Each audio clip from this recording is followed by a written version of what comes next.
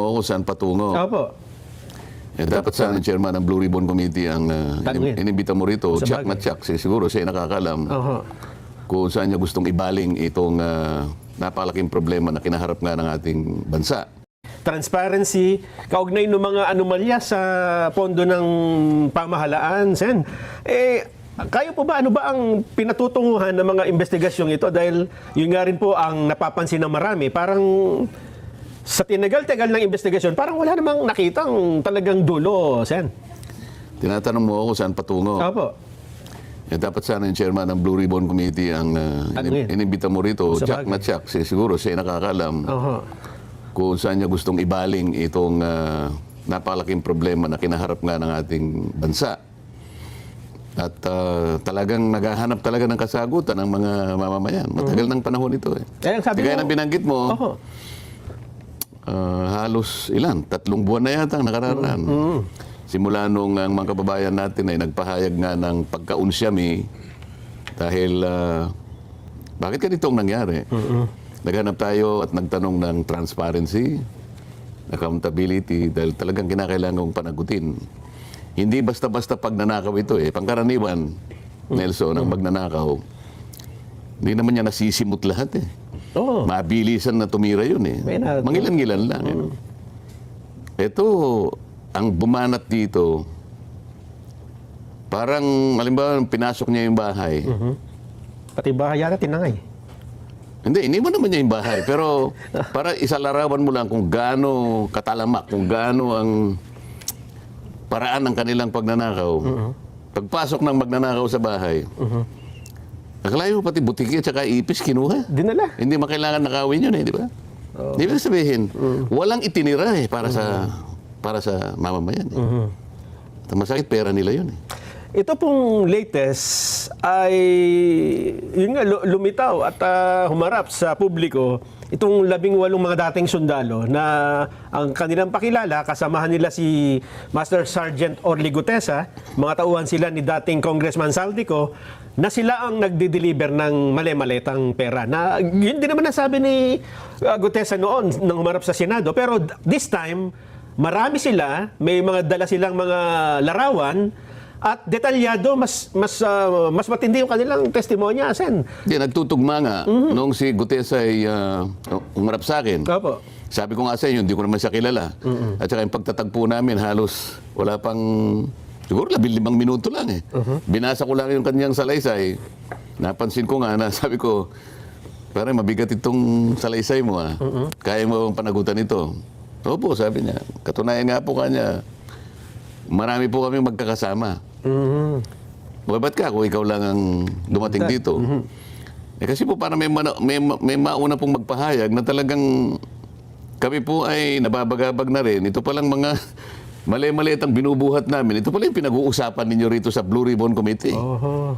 Ngayon lang po namin napagtugma-tugma ang mga pangyayari. Opo. Mga ilan ba kayo? Hindi po kami kukulangin sa 30 eh, sabi niya. Naglilingkod kaming lahat kay Congressman Saldico.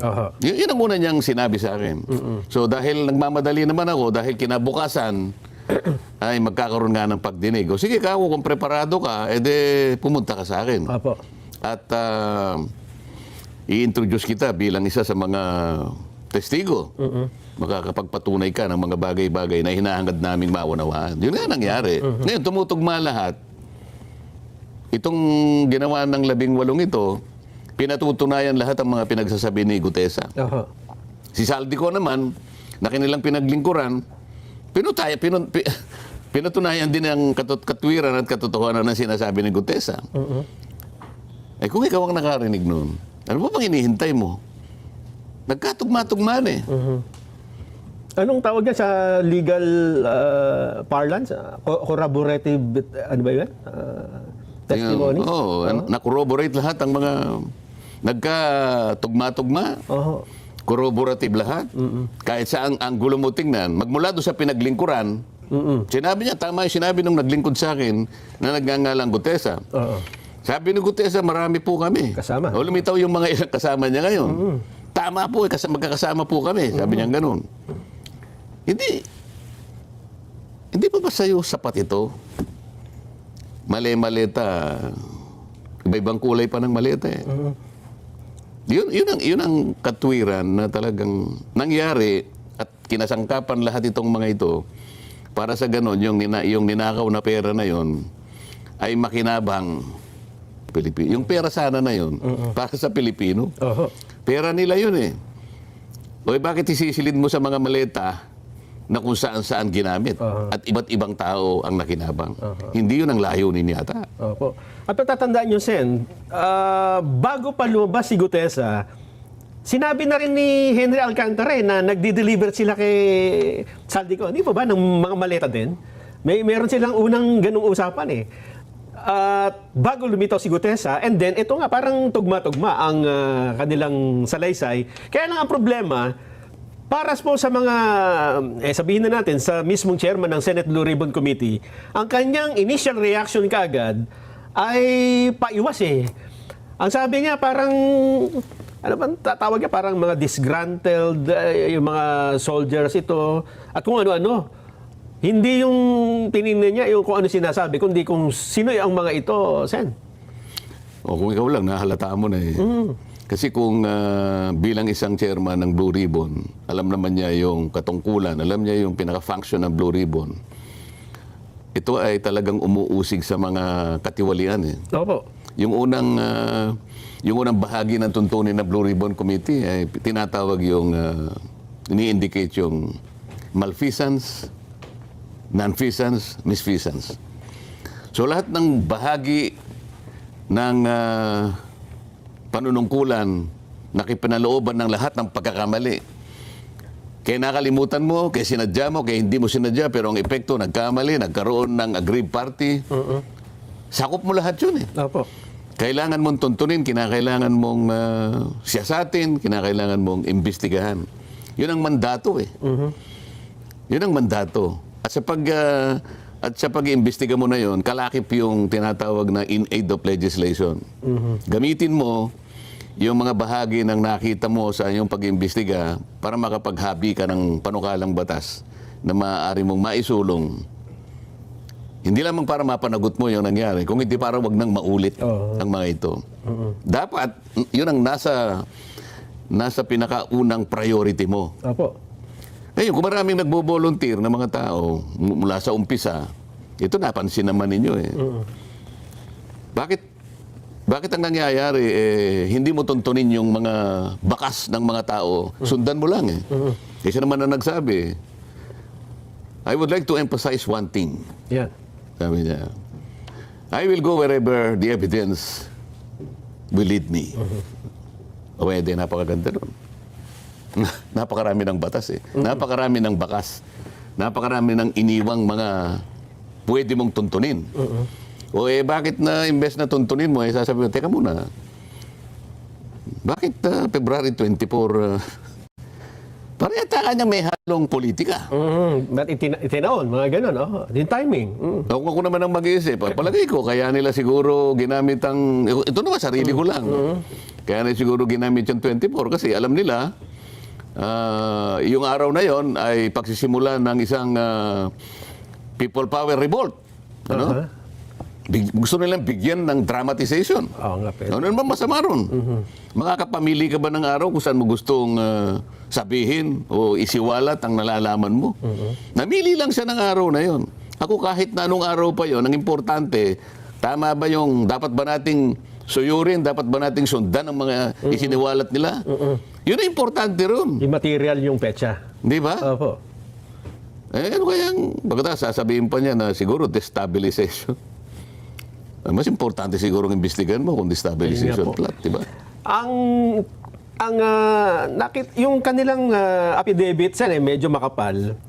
Ang ginawa ni Attorney Levy Baligod, isinabmit ito sa ombudsman, hindi ako nagkakamali, kahapon eh. At ang sabi niya, ito ay hindi complaint.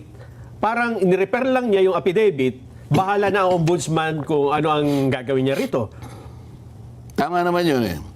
Sa mandato ng ombudsman, Nelson, sa mga kababayan nating nakikinig, kahit na kwentong kutsero lang yun eh, kapag may nilalaman na sumbong yun, pwede niyang pagbasihan yun eh.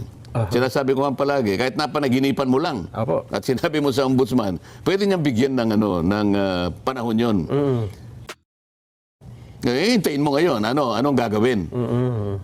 Dito mo masusukat ngayon. Tama yung ginawa nila eh. Binigyan mo ng kopya itong ganitong opisina. Binigyan ba niya yung NBI? Hindi po. Halimbawa, binigyan niya yung NBI. Ito kasing dalawang DOJ sa ilalim ng NBI. Ang NBI nasa ilalim ng pamamahala ng DOJ. Opo. Itong dalawang ito ay parte ng prosecutorial arm ng ating bansa. Yung ombudsman, ito yung mga opisyales ng ating bansa na maaaring nakagawa ng paglabag sa batas. Kaya ombudsman eh. Pwede rin may kalakip silang mga private, kung may kasapakat na private, pwede rin sama ron. Opo. Minsan kasi tinitingnan ko yung salary grade mo eh. Pag lumampas ka ng salary grade ganito, diretso ka ng ombudsman. Tama. Pag medyo mababa dyan, DOJ. Yung DOJ gagamitin niya yung NBI. So pareho itong nagpo-prosecute. Opo. Titingnan mo ngayon, ganun ba yung enthusiasm na kaya? Ganun ba ka-eager ngayon na, ito yung hinihintay natin. Dito, kanya marami na talagang matutuntun na mga... Malalaking stock. Dito kanya ay pangkaraniwang makikano natin, ano yung mga isda na masasarap? Yung medyo maliputo, halimbawa. Kasi yan, mahirap yan. Pero mga premiadong isda yan. Hindi dapat bababa doon sa mga quality ng mga isda na talagang yan ang masarap iluto, di ba? Pinakamalaki ang dapat mong mahuli dyan.